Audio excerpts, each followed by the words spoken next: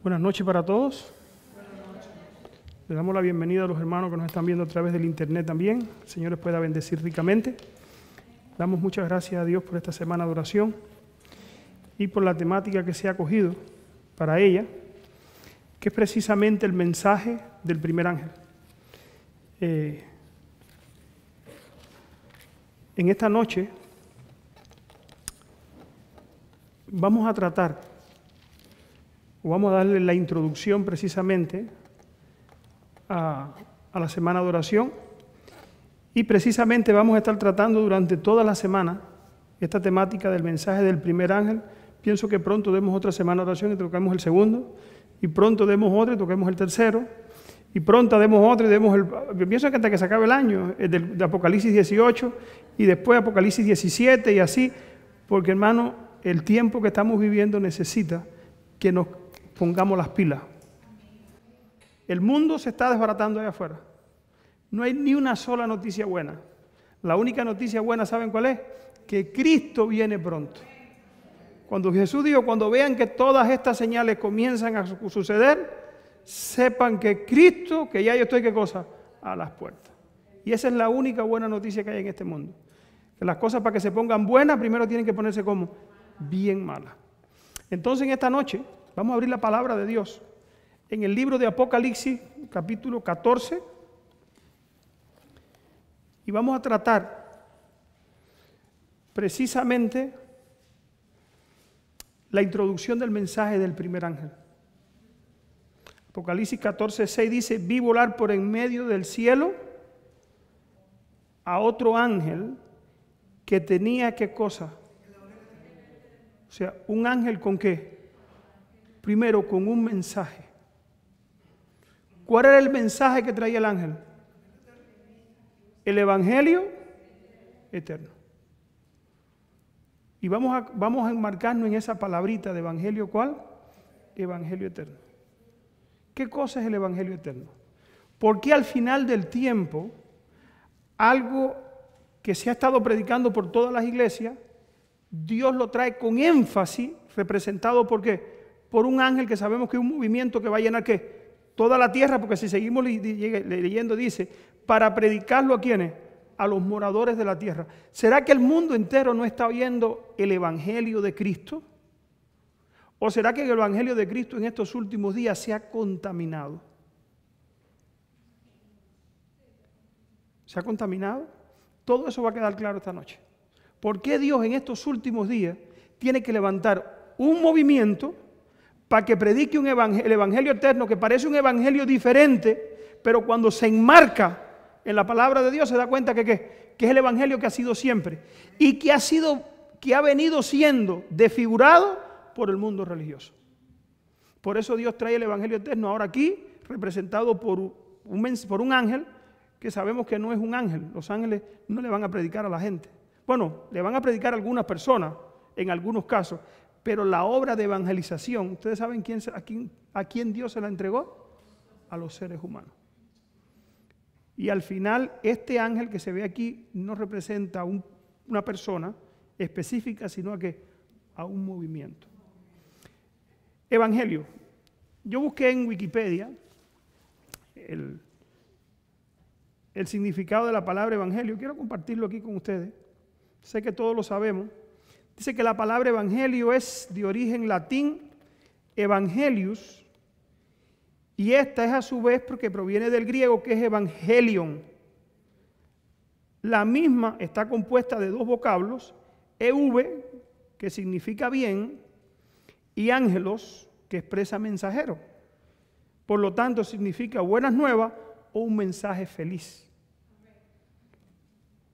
Ahora, ¿cuándo comenzó el evangelio? ¿Cuándo el hombre necesitó un mensaje feliz? ¿Cuándo fue? Si dice la Biblia que cuando Dios creó al hombre, dice que todo era bueno en gran manera, y Dios le dio al hombre, le dijo, mira, ahí tienes la tierra, multiplícate, o sea, todo era bueno. Pero llega un momento en la historia del hombre que el hombre necesita, ¿qué cosa? Un mensaje que le vuelva o que le alegre la vida porque algo pasó. ¿Cuándo comenzó eso? Bueno, Génesis capítulo 3.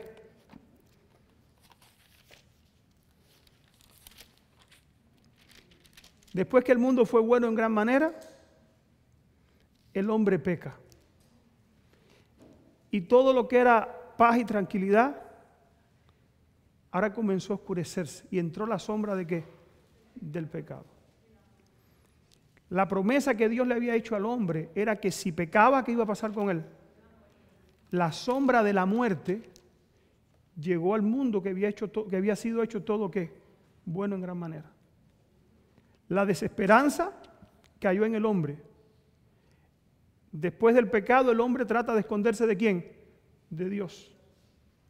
Génesis 3, ahí hoy estudiamos o podemos estudiar la historia de la caída del hombre. En el 3:14,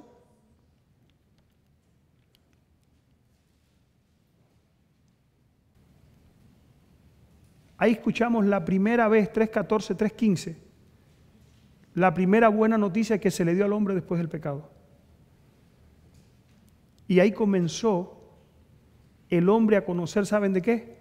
El Evangelio. Dice el versículo 14, y Jehová dijo a la serpiente, por cuanto esto hiciste, ¿qué hizo la serpiente? Engañó a Adán y Eva.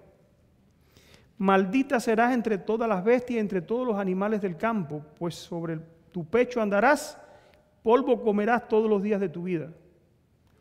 Pondré enemistad entre ti y la mujer, entre tu simiente y la simiente suya. Esta te herirá en la cabeza y tú le herirás ¿dónde? Esa fue la promesa de que el hombre no iba a ser dejado ¿qué? Solo después del pecado. Y ahí comenzó el Evangelio, la buena noticia que el hombre no iba a ser dejado ¿qué? Solo, que se le iba a dar ¿qué? Se le iba a dar un Salvador.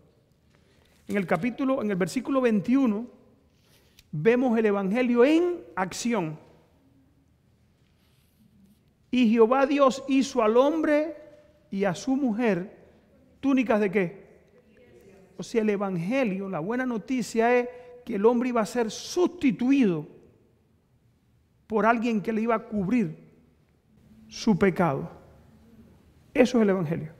El Evangelio es la promesa que la simiente de la mujer, Cristo Jesús, iba a venir a este mundo y iba a cubrir al ser humano. No en su pecado, sino cubrir ¿qué cosa? El pecado, la transgresión que ellos habían cometido, del cual ellos no pueden quitar. Dice Patriarca y Profeta. Yo doy gloria a Dios por estos libros. Cuando yo tuve que ver todo esto, dije, ¿para qué voy a hablar yo si tenemos la palabra profética más segura, a la cual hacemos bien estar atentos como una antorcha que alumbra ¿qué? En lugar oscuro? Dice aquí la palabra de Dios, después que el hombre cae en pecado, dice que el mundo no quedó tranquilo. El universo se activó. Hay que buscar la forma de que el hombre no se muera. Hay que buscar la forma de que el hombre pueda volver a disfrutar de lo que tenía antes de pecar. Y dice aquí, cuando Satanás supo que existiría enemistad entre él y la mujer, entre su simiente y la simiente de ella, se dio cuenta de que su obra de depravación de la naturaleza humana sería interrumpida. Eso es el Evangelio. ¿Qué es el Evangelio? Ese es el Evangelio eterno, el que siempre se ha predicado, es que el hombre va a ser restablecido a la imagen de Dios. Hay un evangelio por ahí diferente que dice que tú siempre vas a estar pecando hasta que Cristo... Eso no es el Evangelio eterno. Ese no es el Evangelio de Dios. Por eso al final el último pueblo de Dios tiene que volver a enseñarle a la gente que el hombre puede llegar a vivir sin ¿qué? Sin pecado. Hay una lección para nosotros ahí. Yo decía, bueno, ¿por qué el Evangelio si siempre el Evangelio se ha predicado? Tú vas a cualquier iglesia y te hablan de que Cristo es tu Salvador. Ves una película evangélica y te dicen, no, el Señor es tu Salvador. Pero te enseñan un evangelio destituido, ¿saben de qué? Del poder de Dios para transformar el alma. Te dicen que Cristo es tu Salvador, te dicen que Cristo te ama.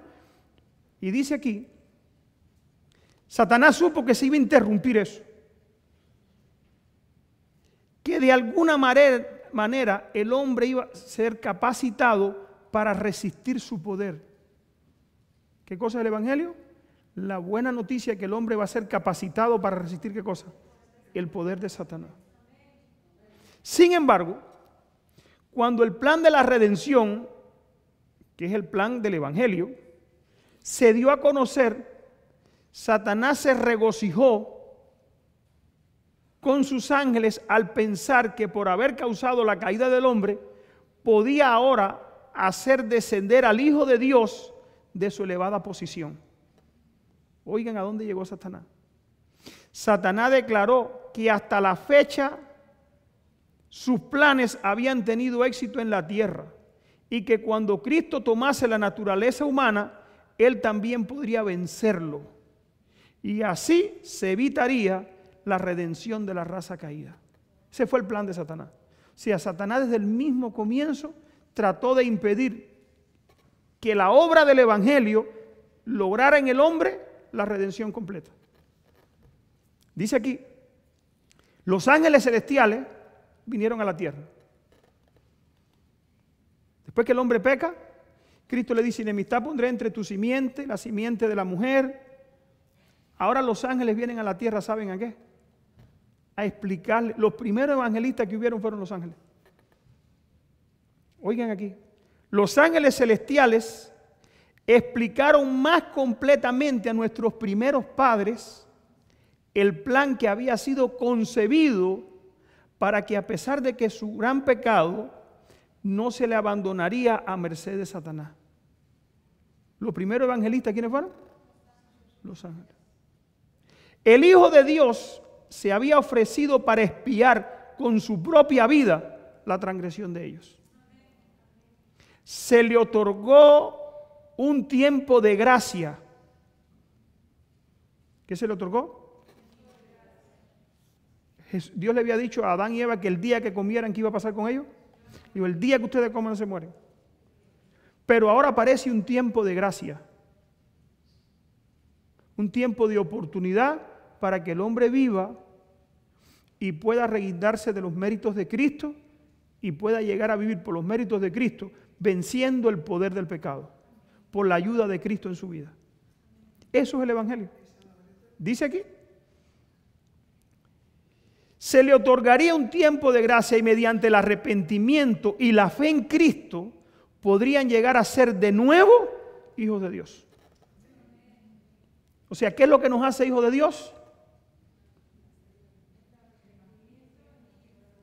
El Evangelio, o sea, el arrepentimiento, oigan esto, y la fe en Cristo podrían llegar a ser nuevos ¿de qué cosa? Hijos de Dios. El sacrificio exigido por la transgresión, el sacrificio exigido por su transgresión reveló a Adán y a Eva el carácter sagrado de la ley de Dios y comprendieron mejor que nunca la culpa de su pecado y sus horrorosos resultados. En medio de su remordimiento y angustia, pidieron que la pena cayera sobre ellos. ¿Oyeron eso? Ahora ellos querían, eso es el Evangelio. El Evangelio nos hace sentir tan culpables. La persona que acepta a Cristo se siente tan culpable y se siente tan mal, que es lo que lo hace acercarse a Cristo y no querer volver a ¿qué? A pecar. Ahora cuando ellos vieron la culpa, lo que iba a traer este mundo, hermano, nosotros hemos visto, hemos contemplado que por nuestra culpa Cristo murió. Cuando nosotros contemplemos eso, nosotros nos va a ser más fácil dejar de pecar. Porque vamos a entender el sacrificio que tuvo que hacer Cristo. ¿Por qué? Por salvar al hombre. Dice aquí, en medio de su remordimiento y angustia pidieron que la pena no cayera sobre aquel cuyo amor había sido la fuente de todo su regocijo, que más bien cayera sobre ellos y su descendencia.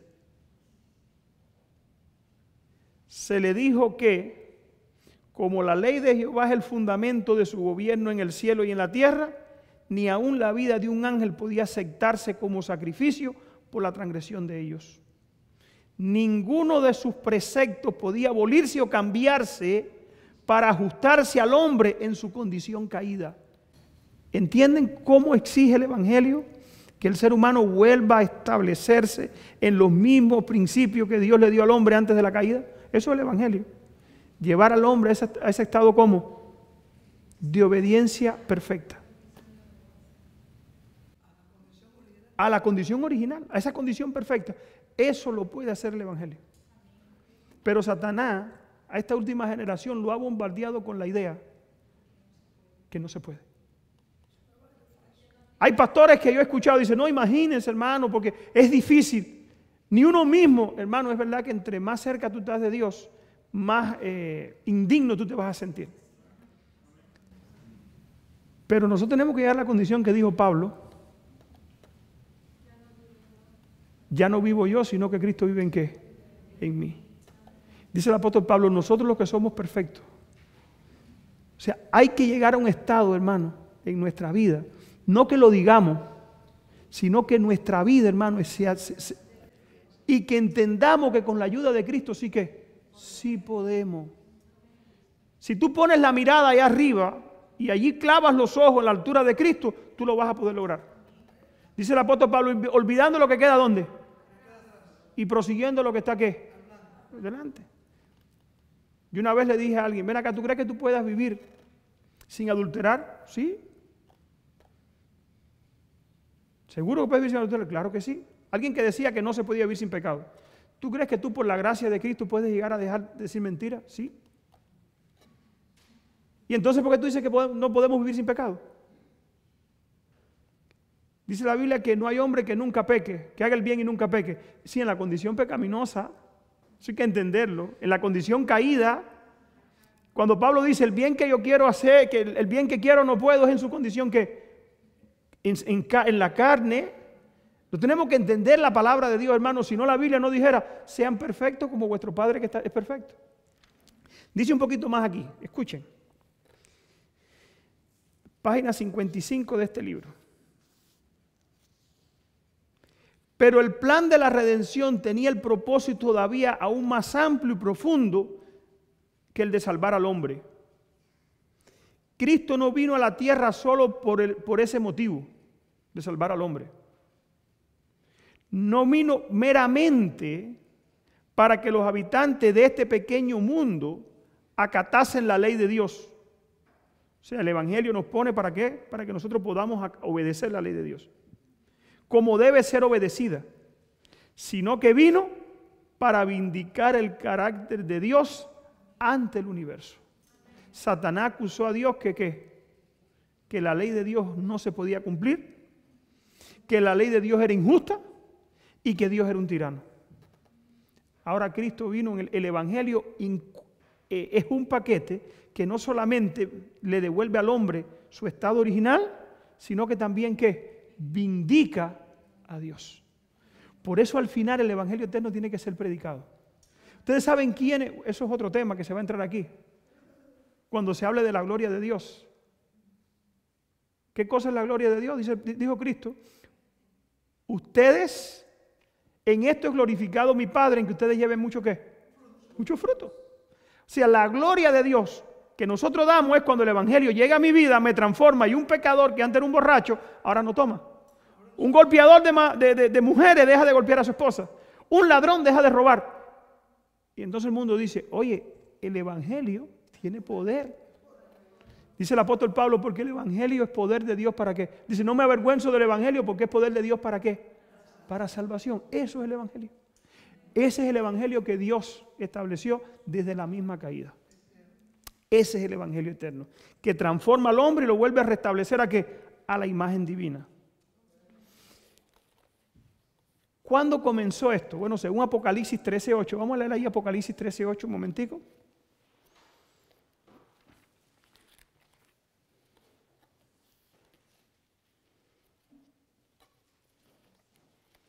Apocalipsis 13:8.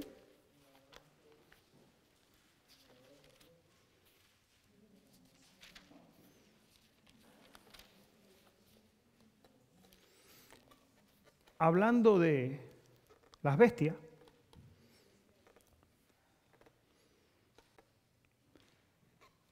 Ahora viene aquí los que van a ser librados. Dice, y la adoraron a la bestia todos los moradores de la tierra cuyos nombres no están escritos en el libro de ¿qué? Del Cordero, que fue inmolado ¿desde cuándo? Desde la fundación de ¿qué? Desde el principio de la fundación del mundo. El evangelio comenzó ¿dónde? ¿Y por qué Cristo fue muerto 4000 años después de que el hombre había entrado en pecado? Dice que Cristo tomó la naturaleza humana después de 4000 años de pecado. Y aquí dice la Biblia que Cristo fue inmolado ¿desde cuándo?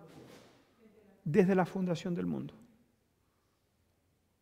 O sea, Cristo se propuso desde que el hombre cayó en pecado, o antes,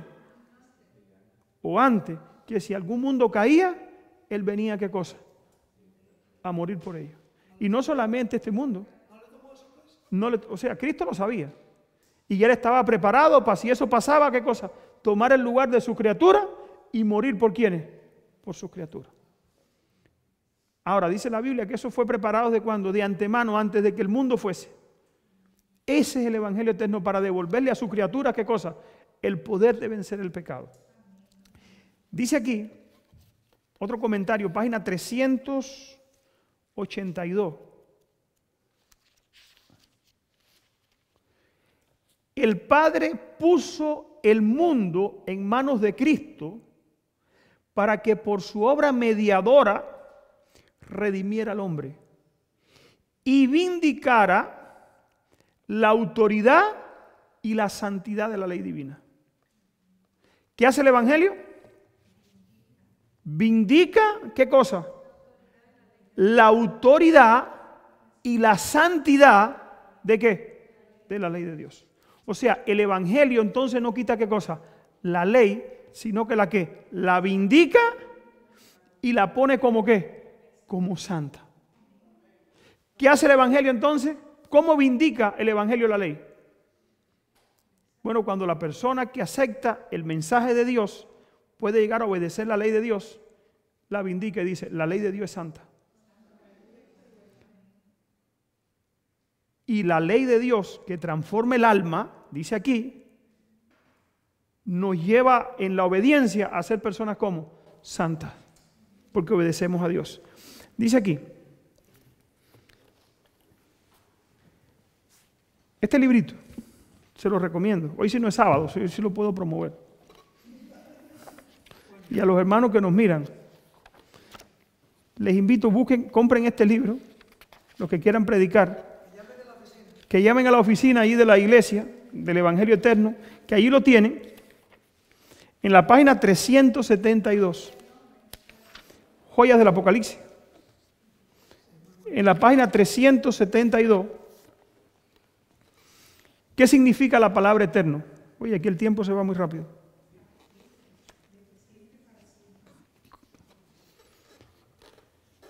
Eso pensaba yo, que era eterno porque, hermano, cuando nosotros seamos redimidos, el sacrificio de Cristo ya no hace más falta. El pecado no se va a volver a levantar. O sea, ¿qué significa que es eterno? ¿Ustedes saben qué significa que es eterno? Que no va a cambiar, que la forma de salvación es ¿cuántas formas? Es una sola forma de salvación. Que yo me puedo inventar la religión que yo quiera, pero si yo no entro por el camino que Dios dice, yo no voy para el cielo. Cristo dijo, yo soy la puerta, no hay otra puerta.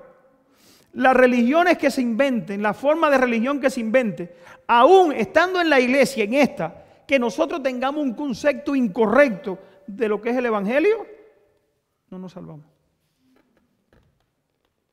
Hermano, esto no es, el evangelio no es para los descuidados.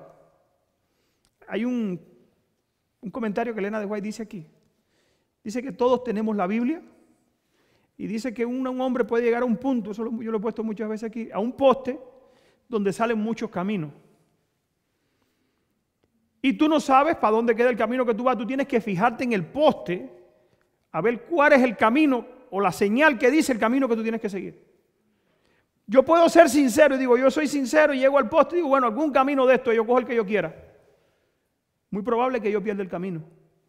La sinceridad es un atributo de los salvos, Pero no todos los sinceros van a ser salvos. ¿Ustedes están entendiendo? No todos los sinceros se van a salvar. Si nosotros queremos ser sinceros con Dios, tenemos que entender bien qué es lo que Dios pide de mí. Si yo no tengo el poder en mi vida para hacer lo que Dios dice, tengo que sacrificarme más y buscarlo, porque el poder está ahí en el Evangelio. Lo que nosotros muchas veces lo descuidamos, ¿por qué? Porque las cosas de este mundo nos absorben tanto que no tenemos tiempo para llenarnos del único que nos puede ¿qué?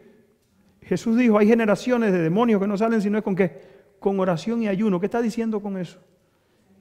Que hay que buscar a Dios, que hay pecados que no se vencen fácil, que hay pecados que están metidos en nosotros como la lepra, metidos ahí adentro, y no salen si nosotros no ¿qué?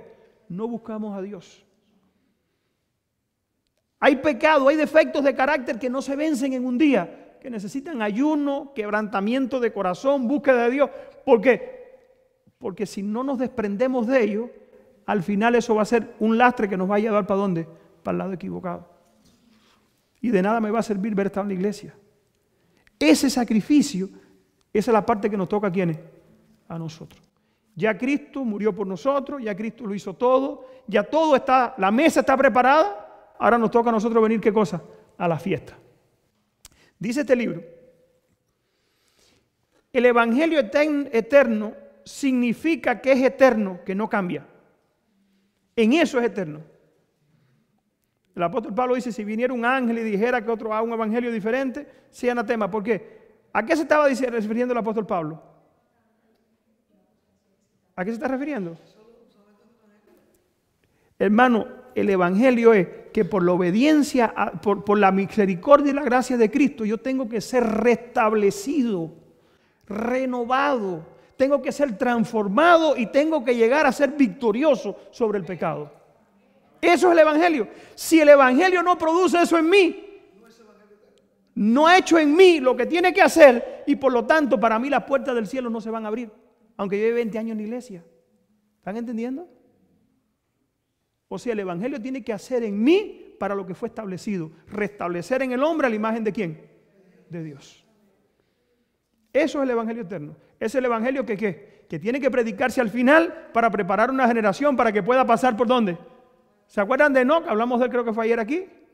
¿Se acuerdan de Enoc? ¿O el viernes? ¿Qué pasó con Enoc? Enoc fue transformado a la imagen de ¿quién? Y cuando fue transformado estuvo listo para entrar ¿dónde? Por las puertas del cielo. La última generación tiene que tener esa misma característica. Tiene que estar desprovista del yo, desprovista del criterio propio, desprovista de la idea propia. Si no está desprovista de eso, no va a poder entrar, hermano. El evangelio tiene que hacer eso en nosotros. Dice aquí, el evangelio predicado en el Antiguo Testamento es el mismo que se predica en el Nuevo. La Escritura, previendo que Dios justificaría a los gentiles por la fe, de antemano anunció el evangelio a Abraham al decirle, por medio de ti serán benditas todas las naciones. Porque también a vosotros como a ellos se nos ha anunciado el evangelio, pero la palabra que oyeron no les aprovechó porque no se unieron por la fe a los que oyeron. El término evangelio eterno en el mensaje del primer ángel significa que solo quienes creen en el evangelio, que el evangelio es eterno, o sea que viene desde allá, que es el mismo del Antiguo Testamento, que es el mismo que llevaba a esos hombres, y una cosa que hace el evangelio. ¿Cuántas personas hemos dicho, no, Dios es tan bueno que Dios no castiga a nadie? Eso no es evangelio.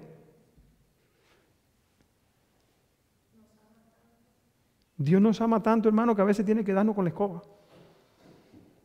Un escobazo para que nosotros nos despertemos. Dios permitió en la vida de David cosas terribles. Estamos estudiando el libro de David. Un hijo se le rebeló. Otro hijo violó a una hermana. Otra hija de él. Y en el momento que él ya estaba más cómodo, tuvo que salir corriendo de su reino, de Jerusalén, porque el mismo hijo venía a matarlo. O sea, muchas veces Dios permite cosas para que nos despertemos y nos demos cuenta de la necesidad que tenemos de depender de Él. Eso es el evangelio. Dice aquí, quienes creen el Evangelio es eterno pueden predicar el mensaje del Evangelio eterno del primer ángel. O sea, los que creen que la Biblia, tanto el Antiguo Testamento como el Nuevo, ¿qué se dio en el Antiguo Testamento? ¿Qué se le dio al hombre o qué se reveló al hombre en el Antiguo Testamento? Los 10 mandamientos. Y esa ley ha venido desde allá hasta ¿cuándo? Hasta el final. Y todos nosotros vamos a ser justificados y juzgados porque por la ley de Dios. Dice aquí, quienes creen en que en el Antiguo Testamento tenía un evangelio diferente, no pueden proclamar este mensaje de advertencia final al mundo. Ciertamente ellos han bebido del vino de Babilonia. Todo el que cree la corriente nueva de que antiguamente los israelitas se salvaban de una forma diferente que nosotros, están equivocados. ¿Han bebido de qué vino? De Babilonia. Sigue diciendo aquí.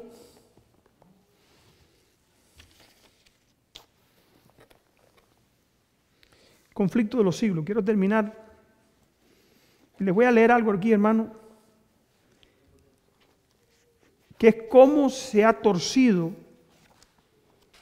el Evangelio, o sea, la buena noticia de la salvación, cómo el mundo cristiano lo ha torcido. El que lo quiera leer completo en su casa está en el libro El conflicto de los siglos. La verdadera conversión es esencial. En mi libro está en el 517, 18, el capítulo comienza aquí. Y dice Elena de White aquí, dice, donde quiera que los hombres descuiden el testimonio de la Biblia y se alejen de las verdades claras que sirven para probar el alma y requieran negación y desprendimiento del mundo, podemos estar seguros de que Dios no dispensa allí sus bendiciones. Y al aplicar la regla que Cristo mismo dijo, por sus frutos los conoceréis, resulta evidente que estos movimientos no son obra del Espíritu de Dios. Y ahora viene aquí lo que quiero leer. En las verdades de su palabra, Dios le ha dado a los hombres una revelación de sí mismo. Y todos los que la acepten, les sirven esas verdades de escudo contra los engaños de Satanás. El descuido en que se tuvieron estas verdades fue lo que abrió la puerta a los males que se están propagando ahora mismo en el mundo religioso. Se ha perdido de vista en sumo grado la naturaleza y la importancia de la ley de Dios. Se dice que Cristo es mi Salvador y que Cristo crucificó, ¿qué cosa? La ley de Dios. Hacen una separación entre el Evangelio y la ley. Cristo me salva por la fe. No hay que ser tan extremista en la obediencia. ¿Eso es Evangelio? Confundimos la gracia de Cristo ¿con qué? Con libertinaje. Importante que nosotros entendamos esto. ¿Qué ha pasado en el mundo religioso? Las verdades de la palabra de Dios se han puesto ¿dónde? Se han puesto a un lado. Ha entrado una corriente de mal en las iglesias y les voy a decir, aún la iglesia adventista está contaminada con eso. Oigan qué dice aquí. El descuido en que se tuvieron estas verdades fue lo que abrió la puerta a los males que se han propagado ahora ante el mundo religioso. Y se ha perdido de vista en sumo grado la naturaleza e importancia de la ley de Dios. Un concepto falso del carácter perpetuo y obligatorio a la obediencia de la ley divina ha hecho incurrir en errores respecto a la conversión y a la santificación. Hoy la gente se bautiza y no está convertida. No ha nacido de nuevo. ¿Y por qué? Porque no entienden el Evangelio. Porque no entienden que el mensaje que Dios le está mandando es para que su vida sea ¿qué? Transformada. Y lo único que transforma la vida, Jesús dijo que ¿qué cosa es? ¿Nacer de qué? De nuevo. Yo me puedo convencer que la palabra de Dios es verdad. Pero si la palabra de Dios no me transforma, si no cambia en mi corazón, si no lo quebranta, eso no hace nada en mi vida. Y dice aquí y como resultado se ha rebajado el nivel de la piedad en la iglesia. En esto reside el secreto de la ausencia del Espíritu y el poder de Dios en los despertamientos religiosos de nuestros tiempos. Hay en las diversas denominaciones hombres eminentes por su piedad que reconocen y deploran este hecho. Y aquí viene el profesor Edward A. Park, oigan qué decía. Al exponer los peligros religiosos corrientes, dice acertadamente: una de las fuentes de peligro es el hecho de que los predicadores insisten muy poco en la obediencia a la ley divina. Y nosotros mismos, hermano, cuando vemos a alguien que la viola, ¿qué hacemos? Nosotros mismos, ¿hasta dónde llevamos esto? Nosotros mismos, hermano. Oiga aquí. En otro tiempo el púlpito era eco de la voz de la conciencia. ¿De qué era el púlpito eco? O sea, los predicadores sacudían a la gente y le decían lo mal que andaban, y la gente salían compungido del corazón, como el fariseo. ¿Se acuerdan del publicano y el fariseo? Salían como el publicano: Señor, sé propicio a mí, que yo te necesito. Pero hoy, ¿en qué se han convertido los sermones? Sermones que no le digan a la gente su condición para que no se sientan mal. Dice aquí: en otro tiempo el púlpito era la voz de la conciencia. Nuestros más ilustres predicadores daban en sus discursos amplitud majestuosa, siguiendo el ejemplo del maestro y recalcando la ley, sus preceptos y sus amenazas. ¿Qué hace la ley de Dios? Amenaza. ¿Qué Dios le dijo a Adán y Eva si comían del huerto? El día que mueren, ¿qué cosa fue eso? Dios los amenazó. Le dijo: si ustedes comen de ahí, se van a morir. Así es. Si nosotros pecamos, hermano, si violamos la ley de Dios, ¿qué va a pasar con nosotros? Tú te vas a perder. Yo puedo querer que mi hijo se salve, que mi esposa se salve, que mi mamá se salve, pero hermano, yo no la puedo salvar. Tiene que hacer una decisión personal. Ahora, yo sí puedo ser el medio que Dios use para llevar a esa persona a la reflexión o empujarlo hacia el mal. ¿Están entendiendo? Si yo veo el mal que hace y guardo silencio, si yo lo dejo sin que nada haga, si yo lo dejo y le impido el camino, si no le presento la amenaza de la ley de Dios, ¿qué Dios exige de ellos? ¿Qué va a pasar con ellos? ¿Le estaré haciendo bien? Importante, el evangelio eterno por eso tiene que ser predicado al final, porque tiene que llevar al pueblo de vuelta ¿a dónde? A la obediencia a la ley de Dios. ¿Por qué? Porque es urgente. Si no lo hacemos, Cristo viene y viene pronto. Y dice la Biblia que va a hacer diferencia entre el justo y el impío, entre el que le sirve y el que no le sirve, entre el que le obedece y el que no lo obedece. ¿Te has decidido tú a obedecer a Dios? Dice aquí: repetían las dos grandes máximas de la ley en fieles trasuntos de las perfecciones divinas, y de que un hombre que no tiene amor a la ley no tiene tampoco al evangelio. Si no hay amor a la ley, tampoco hay amor ¿a quién? A la buena noticia de que Cristo murió por ella. Antes se hacían esos discursos. ¿Entienden qué es el evangelio eterno? ¿Por qué al final tiene que ser predicado el evangelio eterno? Porque se ha metido en la iglesia la idea de que Dios no es tan exigente, que yo soy salvo por la fe, que yo soy salvo por la gracia divina y que Dios no me va a exigir tanto. Por eso al final va a haber un pueblo que le va a decir: teme a Dios. Bueno, eso es otro predicador. Dice aquí: este peligro arrastra a otro, el de desestimar la gravedad del pecado. El pecado en estos últimos días no se ve como ¿qué? Como tan malo. A lo mejor cambia. A lo mejor. ¿Están entendiendo, hermano? Esto es para nosotros que estamos en la última generación. El pecado no se ve como ¿qué? Como tan malo. Su extensión y su horror no se ven con ¿qué? Con esa magnitud. El grado de culpabilidad que acarrea la desobediencia a un mandamiento es proporcionar al grado de justicia de ese mandamiento. A los peligros ya enumerados se une el que se corre al no reconocer plenamente la justicia de Dios.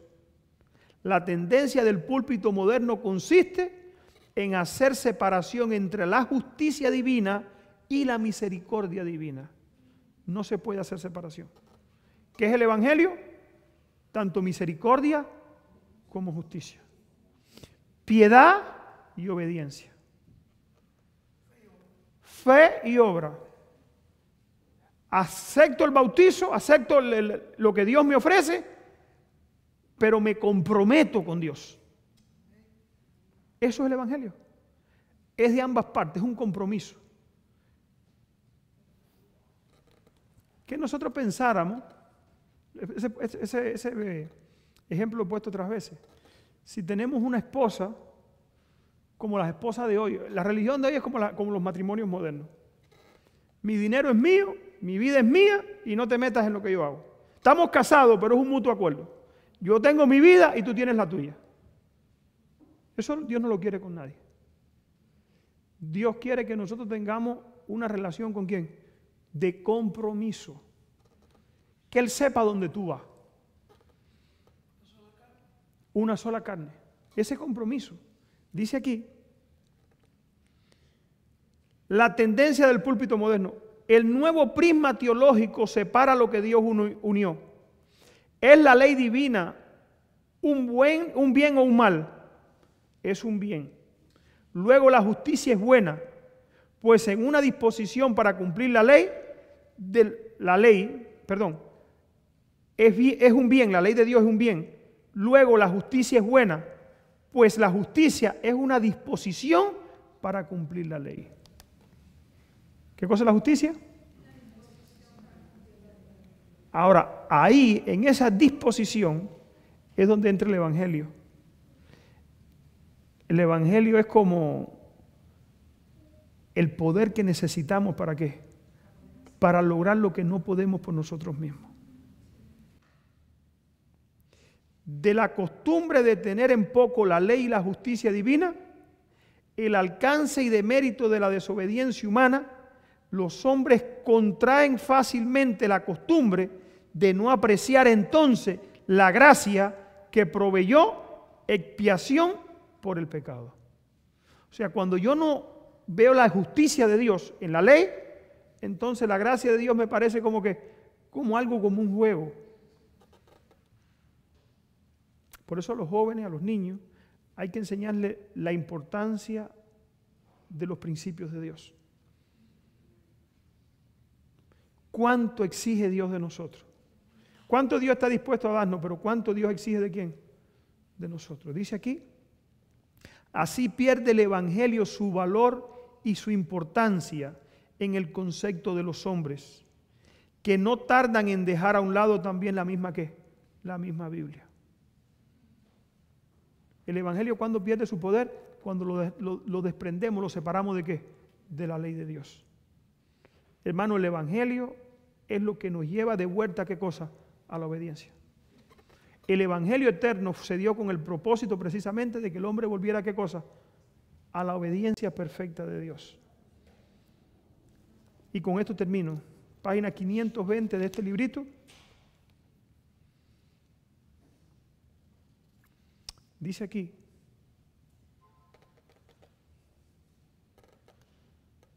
es que hay tanto, pero no lo voy a leer todo.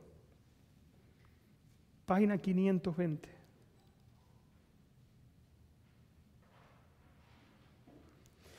La obra de la conversión y la santificación, que es lo que el Evangelio hace, reconcilia al hombre con Dios y lo pone de acuerdo con los principios de su ley. ¿Qué hace el Evangelio?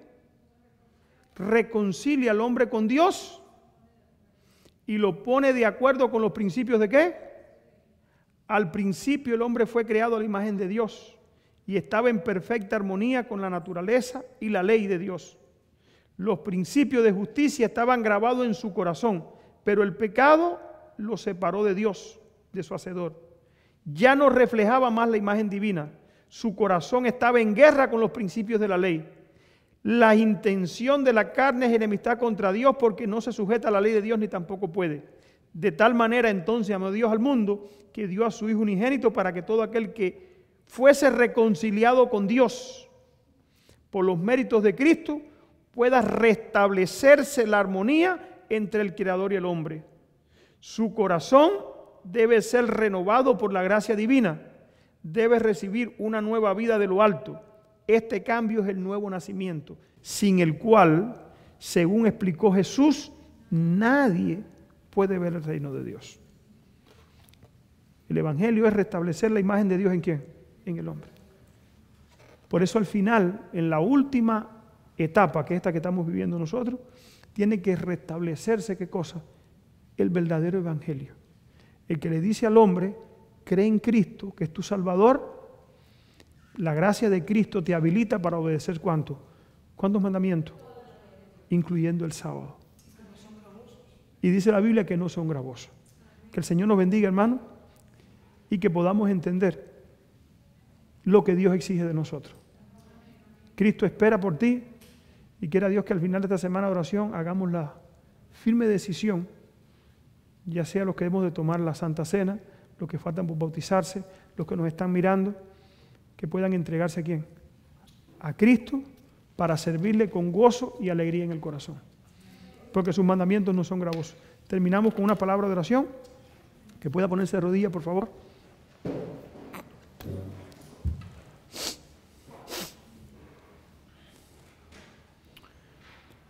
Padre nuestro que estás en el cielo, queremos darte muchas gracias, Señor, porque Cristo Jesús vino a morir por nosotros. Porque nos diste el Evangelio eterno, Señor. El que comenzó desde o antes que el mundo fuera creado, por si nosotros, Señor, por si la raza humana caía en pecado, queremos rogarte, Padre Celestial, que tú nos ayudes, Padre, a entrar en ese Evangelio que restablece, que transforma, que capacita al hombre y prepara al hombre, mi Dios, para el encuentro contigo. Ayúdanos, Padre Celestial, para participando de tu gracia divina, poder ser transformados a tu imagen. Hay veces que pensamos que no podemos. Hay veces que nuestro corazón, mi Dios, desfallece frente a la carga, al contemplar, mi Dios, esos defectos que parecen que son Goliat delante de nosotros. Pero te rogamos, Padre Celestial, que tú nos ayudes a mirar a Cristo, que en Cristo somos hechos completos en ti, que en Cristo está el poder que nosotros necesitamos, que en Cristo está en la gracia, mi Dios, que en Cristo está todo aquello que necesitamos para ser habilitados para obedecer tu palabra. Ayúdanos, Padre Celestial, para entender qué tú pides de nosotros y que podamos comprometernos, Señor, a tal punto de que podamos fundir nuestra vida, mi Dios, con la tuya, que podamos someter, mi Dios, nuestra naturaleza pecaminosa, caída, a la naturaleza de Cristo Jesús, y nuestra naturaleza pueda ser transformada cada día y ser elevada, Padre Celestial, a la misma imagen, Señor, de nuestro Salvador. Te pedimos ahora que vamos a salir, que tú nos bendigas, vayas con nosotros y especialmente, mi Dios, por cada petición que se hizo aquí en esta noche, por las de la cajita. Tú sabes cuáles son los anhelos de nuestros corazones.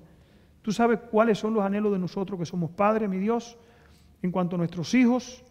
Permite, Padre Celestial, que sus corazones sean tocados también, que sean transformados, que puedan entregarse a ti, que no pierdan, mi Dios, esta oportunidad de consagrarse y de prepararse, Padre Celestial, para tu pronto regreso. Sabemos que tú vienes pronto, Señor. Si por nosotros fuera pudiéramos salvarlo, así lo haríamos, pero nosotros no podemos, a menos que sus corazones sean despertados a la inmensa necesidad que está viendo en estos últimos días, de que ellos se preparen. Sabemos, mi Dios, que no lo van a lograr. Por eso estamos rogando, Padre, por todos nuestros hijos, por nuestra familia, que puedan ser tocadas por tu Espíritu, Señor. Ayúdanos, Padre Celestial, para comprometernos nosotros y a la hora de darle un ejemplo, que puedan ver en nosotros, mi Dios, el ejemplo de lo que tú quieres que nosotros seamos. Que podamos decir, como dijo Pablo, Señor, imítenme a mí como yo he imitado a Cristo. Que eso puede estar en nosotros, Señor. Danos tu gracia y capacítanos para hacer, mi Dios, tu voluntad. En el nombre de Jesús te lo pedimos y te damos gracias, Señor. Amén, Padre. Amén.